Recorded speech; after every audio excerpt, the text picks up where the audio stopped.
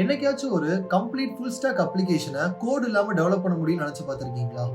S, அதுவும் வந்துட்டு ஒரு ஃப்ரேம் ஒர்க் யூஸ் பண்ணி, like for example Tailwind CSS இந்த மாதிரி.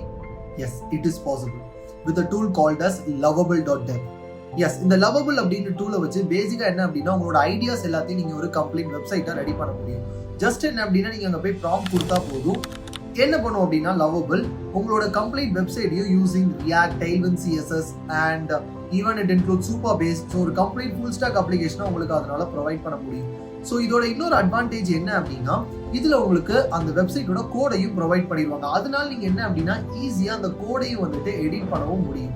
இன்னொரு பிளஸ் பாயிண்ட் என்ன அப்படின்னா இந்த கோடை இது எவ்ரி டைம் நம்ம கோடை அப்டேட் பண்ணும் போதெல்லாம், நம்ம பண்ண மாட்டோம், லவபிள் நமக்காக கோடை வந்துட்டு அப்டேட் பண்ணும் போதெல்லாம் அந்த கோடை GitHubலயும் வந்துட்டு அது கமிட் பண்ணிடும். இன்னொரு அட்வான்டேஜ் என்ன அப்படின்னா Supabase நம்ம கனெக்ட் பண்ற முடியுதுனால ஈஸியா நம்ம authentication, database support, storage support இந்த மாதிரி எல்லா விஷயங்களையும் இந்த அப்ளிகேஷன்ல ஈஸியா கொண்டு வர முடியும். பட் லவபிளை வச்சு எல்லா types of full stack application build பண்ணலாமா? எஸ்.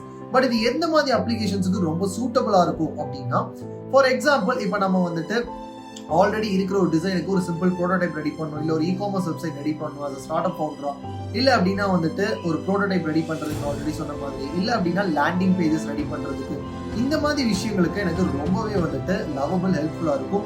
ஈவன் நிறைய பேர் இன்னைக்கு இதை யூஸ் பண்ணி கிரியேட் பண்ற ஃபுல் ஸ்டாக் அப்ளிகேஷன்ஸை நிறைய இடங்கள்ல யூஸ் பண்ணிட்டு இருக்காங்க. ஸோ நீங்க இதுக்கு மேலே லவபிள் யூஸ் பண்ணிருக்கீங்களா இல்லையான்றத கமெண்ட்ல சொல்லுங்க.